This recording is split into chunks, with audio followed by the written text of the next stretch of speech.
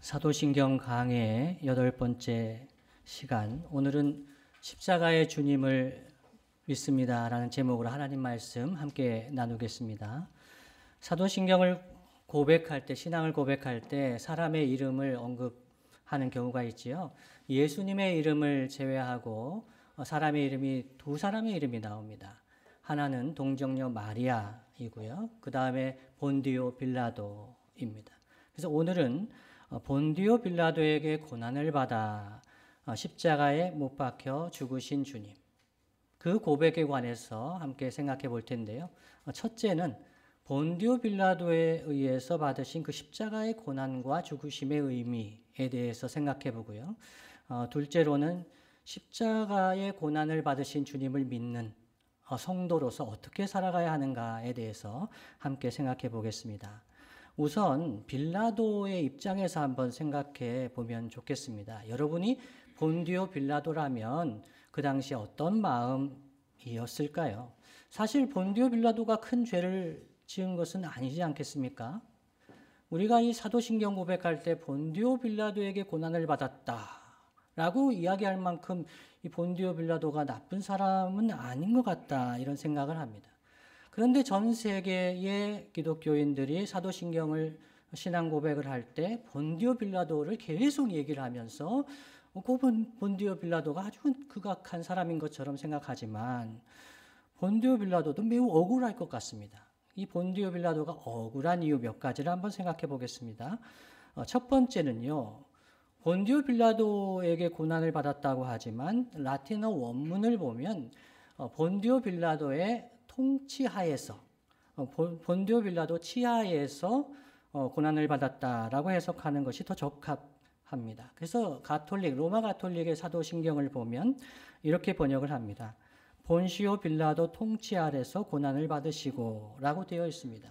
그러니까 예수님의 고난이, 그 십자가 고난이 역사성을 가지고 있는 분명한 죽으심이었고 부활이었다, 이것을 이제 이야기하는 의미가 있지 않느냐. 그리고 사실 빌라도가 예수님을 잡아온 것이 아니지 않습니까? 빌라도가 체포한 것이 아니라 가룟 유다가 예수님을 팔았죠. 그리고 대제사장들과 이 산헤드린 공회의 유대 지도자들이 그 예수님을 잡아서 넘긴 거 아니겠습니까? 그러니까 빌라도가 큰 죄를 범했느냐, 예수님을 죽이려고 결박하여 끌고 온 사람들은 유대인들이 아니냐, 이렇게 생각할 수가 있습니다. 그리고 빌라도는 예수님을 풀어주려고, 석방하려고 애를 썼습니다. 그런데 예수님이 침묵하셨습니다. 예수님이 그 협조를 안 하셨습니다. 오히려 예수님은 엉뚱한 이야기를 해가지고 더 힘들게 만드셨습니다. 요한복음 19장 10절로 11절 말씀 보시면 빌라도가 이렇게 이야기를 합니다. 빌라도가 이르되 내게 말하지 아니하느냐. 뭐라고 계속 이야기하시는데 예수님은 침묵하시는 거죠. 나한테 말 좀 하라, 이렇게 이야기를 하면서 내가 너를 놓을 고난도 있고 십자가에 못 박을 고난도 있는 줄 알지 못하느냐, 이렇게 빌라도가 얘기했습니다. 빌라도가 예수님을 놓아주려고 나한테 좀 이야기 좀 해봐라 하는, 내가 이런 고난을 가지고 있는데 좀 날 좀 도와주세요 라는 의미도 담겨 있는 거죠. 그런데 11절에 예수께서 대답하시되 위에서 주지 아니하셨더라면, 여기서 위는 하늘 아버지 하나님께서 그 권세를 주셨기 때문에, 만일 주지 않으셨더라면 나를 해할 권한이 없었으리니 그러므로 나를 내게 넘겨준 자의 죄는 더 크다 하시니라 말씀하셨습니다. 그러니까 예수님께서는 이 빌라도의 재판이 어떻게 이루어지고 있는가, 그것은 아버지 하나님의 주권 속에서 이루어지고 있는 일이지, 빌라도가 예수님을 십자가에 넘길 권한이 있고 그것을 쥐고 있는 총독의 권한을 가지고 있는 사람을 생각했겠지만, 예수님은 그 권한은 위에서 주신 하나님 아버지의 뜻 가운데 이루어진 것이다 말씀하고 있는 거죠. 그래서 빌라도는 애를 썼습니다. 그래서 어떤 방법까지 제안했냐면요, 예수님을 풀어주기 위해서 성난 군중에게 이런 제안을 합니다. 그 당시에 명절이면, 6월절 명절이 그 당시였죠. 그래서 명절이면 총독이 한 죄수를 풀어줄 수 있는 그런 관례, 전례가 있었습니다. 그래서 그 성난 군중한테 이야기합니다. 가장 흉악해 보이는 그 감옥에 있었던 가장 흉악한 죄인 바라바를 데려와서, 이 바라바는 성중에 밀란을 일으키고 살인을 하고 감옥에 있던 사람인데요. 이 바라바를 풀어줄까, 아니면 이 죄 없어 보이는 나사렛 예수를 풀어줄까, 이렇게 제안을 합니다. 그것은 이 예수를 풀어주고 싶은 거죠. 그런데 대제사장들과 장로들의 사주를 받은 무리가 뭐라고 얘기합니까? 바라바를 풀어주십시오. 바라바를 풀어주십시오. 그러면 이 나사렛 예수는 어떻게 할까? 십자가에 못 박으십시오. 이렇게 이야기를 합니다. 반복해서 막무가내로 외쳤습니다. 빌라도가 그 당시 총독이었기 때문에 밀란이 날 것을 두려워해서 어쩔 수 없이 허락했습니다. 그러나 그 순간에도 빌라도는 이 일에 대해서 자신이 무죄하다고 고백을 했습니다. 마태복음 27장 24절로 26절까지 말씀입니다. 제가 한번 읽어드립니다. 빌라도가 아무 성과도 없이 도리어 밀란이 나려는 것을 보고 물을 가져다가 무리 앞에서 손을 씻으며 이르되 이 사람의 피에 대하여 나는 무죄하니 너희가 당하라. 이해되시죠?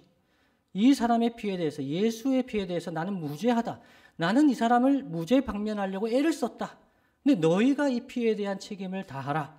이렇게 이야기를 했습니다. 25절에 그 사람들이, 백성이 다 대답하여 이르되 그 피를 우리와 우리 자손에게 돌릴지어다 하거늘. 26절에요. 이에 바라바는 그들에게 놓아주고 예수는 채찍질하고 십자가에 못 박히게 넘겨주니라 말씀하십니다. 이렇게 여러분, 빌라도의 입장에서 본다면 억울한 면이 많습니다. 빌라도가 그렇게 예수님을 못 박으려고 한 것, 체포한 것도 아니고, 그런데 상황이 그렇게 되었고 빌라도의 위치에서는 그렇게 할 수밖에 없었다고 변명할 수가 있습니다. 그러나 여러분, 빌라도에게 책임이 없는 것은 아닙니다. 비록 빌라도가 예수님의 무죄하심을 입증하는 과정에서 역할을 했지만, 그러나 빌라도는 예수님께 십자가형을 언도한 책임자였습니다. 무죄하신 것을 알고도 법에 따라 판결하지 않았습니다. 정치적인 이유로 자기가 살겠다고 그를 십자가에 못 박은 것이죠. 그 책임을 면할 수가 없는 것입니다. 그리고 이 본디오 빌라도는 그 당시 그리스 로마 세계에 로마 황제의 권한을 위임받아서 책임 맡은 책임자입니다. 그래서 유대 지도자들, 산헤드린 공회의 공회원들, 대제사장들, 종교와 정치 권력자들, 그리고 이 헬라 세계, 그리스 로마 세계의 로마 황제의 권한을 위임받은 이 총독 빌라도는 그 당시 유대인과 헬라인 모든 사람들이 그리스도 예수의 십자가에 다 책임이 있다는 것을 우리에게 보여주고 있습니다. 그렇다면 여러분, 왜 예수님은 빌라도를 이렇게 힘들게 하시면서 이 십자가를 지셔야 했을까요? 왜 예수님은 십자가 고난을 원하시고 그 십자가의 길을 걸어가셨을까요? 사실 예수님은 천군 천사를 동원하셔서 그 사람들, 그 로마 군병들을 쓸어버릴 수 있는 능력과 권세가 있었습니다. 그러나 그 권세를 사용하지 않으셨습니다. 총독 빌라도에게 변명하지 않으셨습니다. 묵묵히 십자가의 고난의 길을 걸어가셨습니다. 왜 예수님은 이 십자가 고난을 담당하셨을까요? 그 이유는 우리가 받아야 될 죄와 저주를 예수님께서 친히 담당하시기 위함이었습니다. 갈라디아서 3장 13절 말씀을 다 함께 한번 읽어보겠습니다. 시작. 그리스도께서 우리를 위하여 저주를 받은 바 되사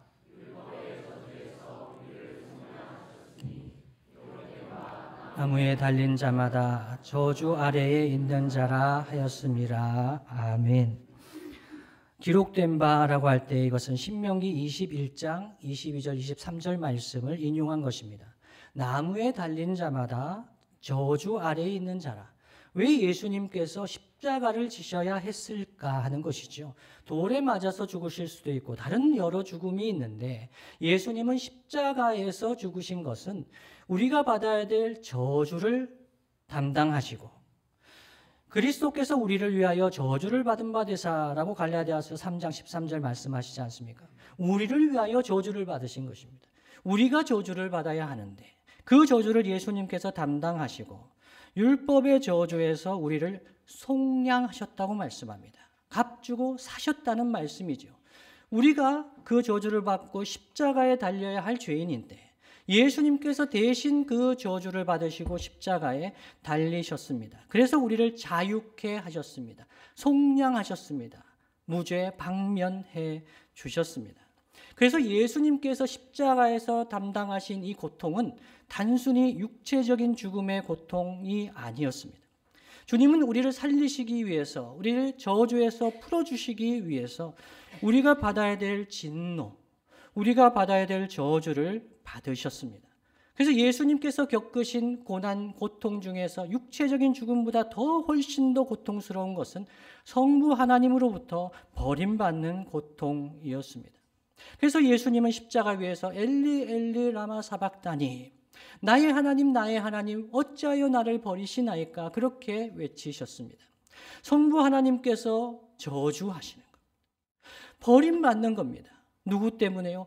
우리 때문에. 우리가 받아야 될 죄와 저주를 십자가에서 대신 담당하시고 죽으신 것. 우리가 상상할 수 없는 고통입니다. 그래서 로마서 5장 8절로 10절 말씀에 이렇게 증거합니다. 우리가 아직 죄인 되었을 때에 그리스도께서 우리를 위하여 죽으심으로 하나님께서 우리에 대한 자기의 사랑을 확증하셨느니라 말씀합니다. 하나님이 우리를 사랑하셔서 예수님을 버리신 겁니다. 9절 말씀에 그러면 이제 우리가 그의 피로 말미암아 예수님의 피로 말미암아 의롭다 하심을 받았으니 무죄 판결을 받았으니 더욱 그로 말미암아 진노하심에서 구원을 받을 것이니 말씀합니다. 진노하심에서 구원을 받는다. 율법에 따르면 우리는 죄에 따라서 진노를 받아야 될 존재입니다. 그런데 우리가 그 진노에서 저주에서 자유케 함을 받았습니다. 왜요? 우리가 받아야 될 진노와 저주를 예수님께서 십자가에서 담당하셨기 때문이죠. 그래서 그로 말미암아 진노하심에서 구원을 받았습니다. 그래서 10절 말씀에 곧 우리가 원수 되었을 때에 그의 아들의 죽으심으로 말미암아 하나님과 화목하게 되었은즉 화목하게 된 자로서는 더욱 그의 살아나심으로 말미암아 구원을 받을 것이니라 말씀합니다. 우리가 죄와 허물로 죽었을 때 하나님과 원수되었습니다. 죄 때문에 하나님과의 관계가 깨어졌습니다. 그런데 이 원수된 관계가 화목한 관계가 되었습니다. 여러분이 어떤 사람과 갈등을 하고 원수 같은 관계였는데 그 관계가 화목하게 되었다고 생각해 보십시오. 뭔가 중간에 어떤 일이 있어야 되지 않겠습니까? 그 원수 같은 관계가 된 이유가 원인적인 행동이 제거되어야 되지 않겠습니까? 그 어그러진 관계가 회복되기 위해서 뭔가 있어야 됩니다. 하나님과 우리와의 관계가 원수 같은 관계였습니다. 우리가 하나님을 원하지 않고 하나님을 떠나 마음대로 살기를 원하는 인생이었습니다. 그런데 우리가 하나님과의 관계가 회복이 되었습니다. 왜 그렇게 된 것일까요? 예수님이 저주와 진노를 받으셨기 때문입니다. 그래서 예수님의 십자가의 고난을 믿는, 십자가의 주님을 믿는 성도는 그 십자가 때문에 내가 하나님과 화목된 관계가 되었다는 것을 알고 그 관계를 누리며 살아가게 됩니다.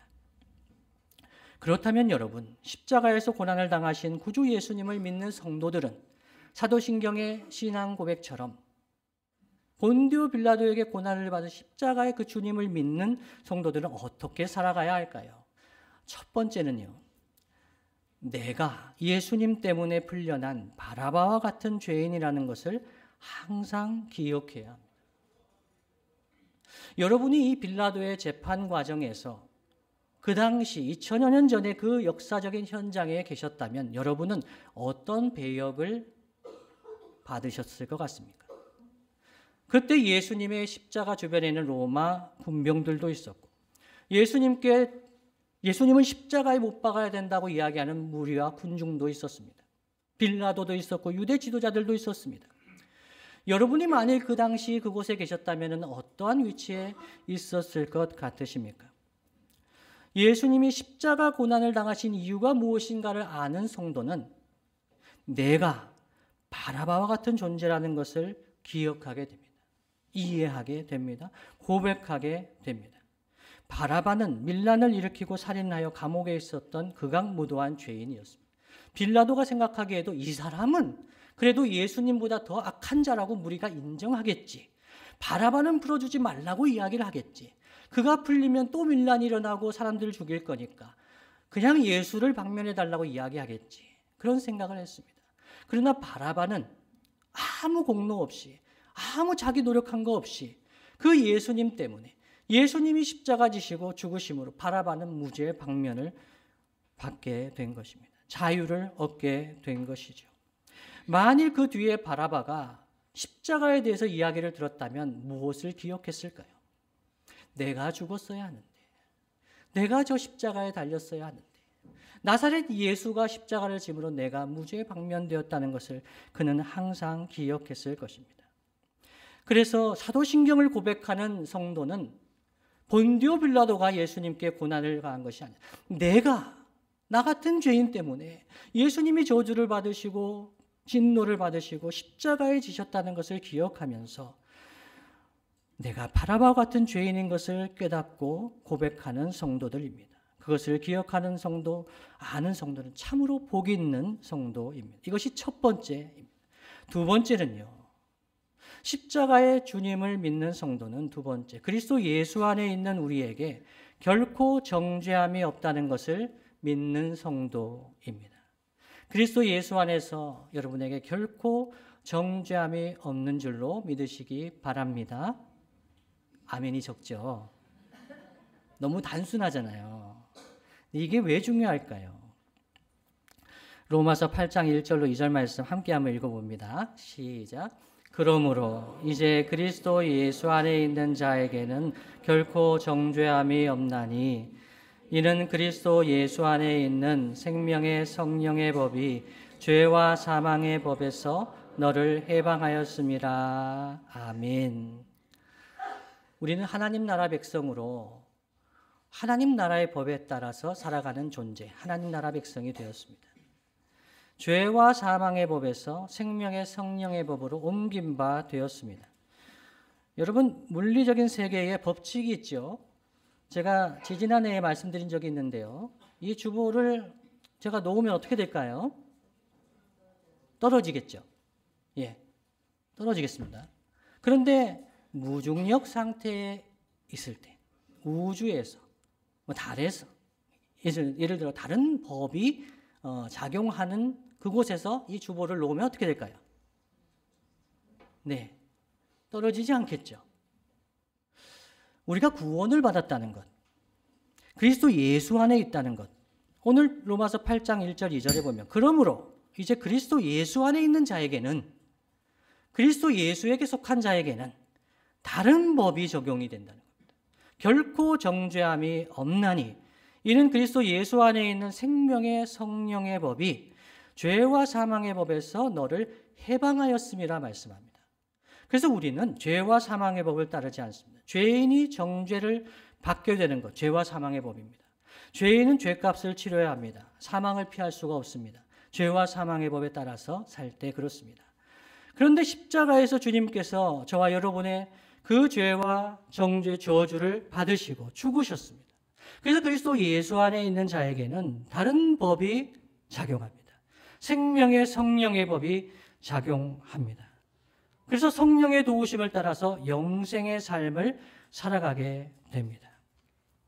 예전에 이런 이야기를 들은 적이 있습니다. 여러분 많이 들으셨을 거예요. 어떤 분이 하나님 앞에서 회개를 하는데 아무리 생각해도 죄인입니다. 그래서 하나님, 제가 또 이런 죄를 범했습니다. 제가 또 예전에 지었던 또 이렇게 죄를 범했습니다 하면서 회개를 했다 그러죠. 그때 하나님이 뭐라고 대답하셨다고요? 또라니라고 대답하셨답니다. 하나님은 우리가 범한 죄를 회개했을 때 잊어버리신다는 거예요. 도말하신다는 거예요. 기억하지 않으신다. 근데 우리는 그 죄를 기억합니다. 우리가 죄인인 것을 더 분명하게 느끼게 됩니다. 그래서 죄가 우리 안에 역사하는 거죠. 그런데 우리 그리스도 예수 안에서 우리는 어떤 존재인가? 죄와 사망의 법에 따라서 살아가지 않습니다. 생명의 성령의 법이 작용합니다. 그래서 하나님과 화목한 관계가 되었습니다. 그래서 우리는 그 화목된 관계 속에서 살아가게 됩니다. 그래서 우리는 죄 지은 사람처럼 하나님을 피하며 살지 말아야 합니다.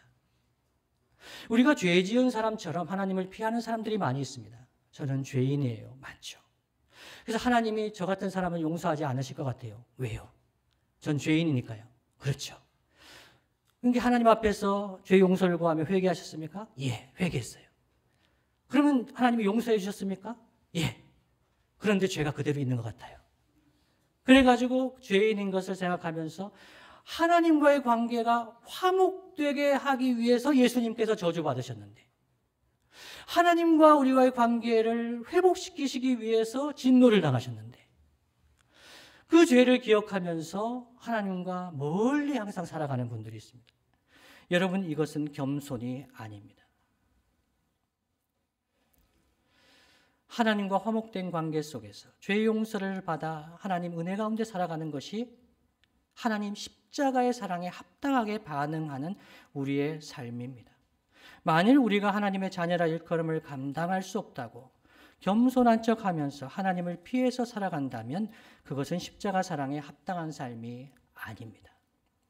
마지막으로 세 번째는 어떤 상황 속에서도 하나님의 섭리를 믿어야 합니다. 우리가 십자가의 주님을 믿는다고 고백할 때 우리는 어떤 상황 가운데서도 하나님의 섭리를 믿어야 합니다. 여러분, 이 세상에서는 이해가 되지 않는 일들이 너무나 자주 일어납니다. 우리의 가정에도, 우리의 직장에도, 우리의 사회 속에서도 정말 이것은 부당하다, 이것은 부조리하다, 이러한 일은 왜 일어나는가? 여러분, 이것은 하나님의 구원이 필요하기 때문에 일어나는 일입니다. 그리스도 예수를 통해서 우리 안에 이루어지는 구원은 우리 개인의 구원에만 머무르지 않습니다. 우리가 아담과 하와가 죄를 범함으로 그 관계가 깨어지고 피조 세계가 저주를 받고 그렇게 하나님의 은혜에서 멀어지게 되었을 때 그리스도 예수 안에서 이루어진 이 구원은 우리와 우리의 관계와 우리의 공동체와 이 피조 세계를 변화시키고 결국 우리 하나님의 나라가 완성될 때 새하늘과 새 땅이 우리 가운데 이루어지게 될 것입니다. 이 구원의 역사가 이 땅 가운데 이루어지고 있습니다. 그래서 아직 이것이 완성되지 않았기 때문에 이 세상 살아가는 동안에 부당하고 부조리하고 왜 이런 일이 일어나는가 하는 일들이 일어납니다. 때로는 예수님같이 무죄한 사람이 고난을 받는 것을 보기도 합니다. 바라바와 같이 끔찍한 사람이 법의 심판을 피하여 풀려나는 것을 볼 때도 있습니다. 빌라도와 같은 지도자들이 법과 제도의 정신에 따라서 공평과 정의로 판단하지 않고 자신과 자신이 속한 집단의 정치적인 유불리에 따라서 부당하고 왜곡된 판결을 내리는 것을 볼 때도 있습니다. 우리가 살아가는 사회가 이러한 사회입니다. 그러나 하나님은 이러한 세상 속에서도 가장 불의한 재판, 빌라도에 의해서 이루어졌던 그 재판은 가장 불의한 재판이었습니다. 죄 없으신 예수님을 십자가에 못 박는 재판이었습니다. 그리고 그에 따른 십자가 처형이 이루어졌습니다. 얼마나 불의한 것입니까? 부당한 것입니까? 그러나 하나님은 이 십자가를 통해서 가장 사랑이 많으신 하나님, 가장 공의로우신 하나님의 구원의 역사를 이루어 가셨습니다. 가장 부조리하고 부당해 보이는 일입니다. 그러나 그 가운데도 하나님께서 역사하셔서 구원을 이루어 가셨습니다.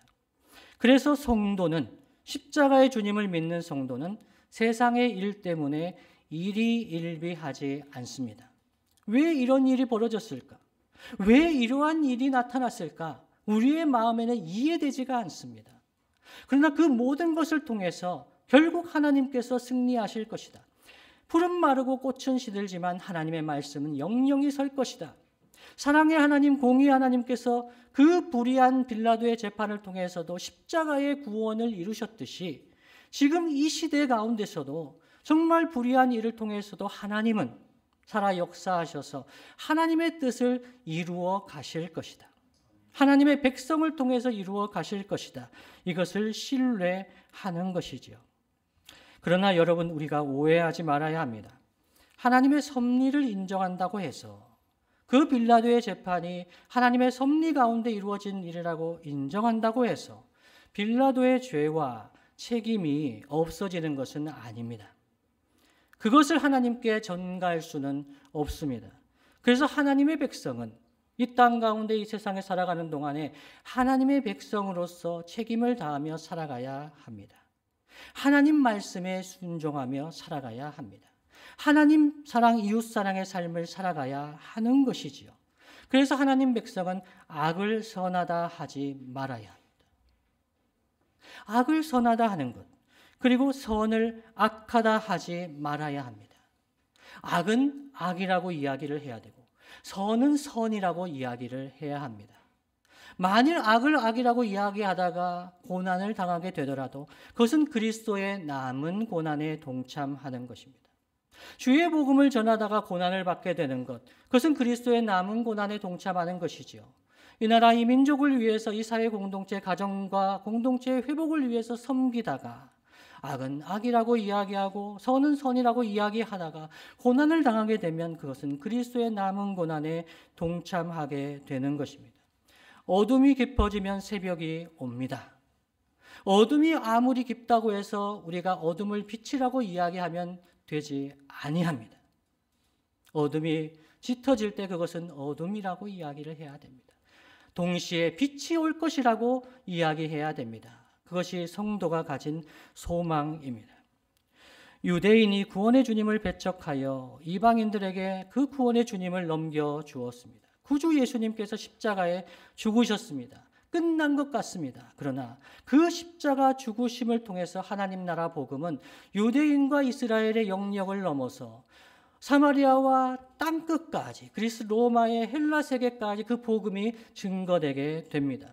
우리의 이 땅 가운데 경험하는 고난과 그 불의한 일들이 하나님 나라 복음을 막아설 수가 없습니다. 하나님의 사랑과 하나님의 공의의 역사를 막아설 수가 없습니다. 그래서 하나님 나라 백성은 하나님 말씀에 순종하며 묵묵히 그 말씀의 길, 의의 길, 평강의 길을 걸어가야 하는 것입니다. 따라서 십자가 고난의 주님을 믿는 성도는 하나님과 하나님의 사랑과 공의를 위해 살아가는 동안 어떠한 불합리하고 부조리한 일에 직면하더라도 첫째는 구원의 역사를 섭리하시고 말씀으로 다스리시는 그 하나님께서 모든 것을 합력하여 선을 이루실 것을 신뢰해야 됩니다. 여러분, 하나님을 신뢰하시지요? 하나님을 신뢰하기 어려운 일을 당할 때가 있습니다. 너무 낙심될 때가 있습니다. 고통스러울 때가 있습니다. 왜 없겠습니까? 그러나 그때에도 십자가의 주님을 바라봐야 합니다.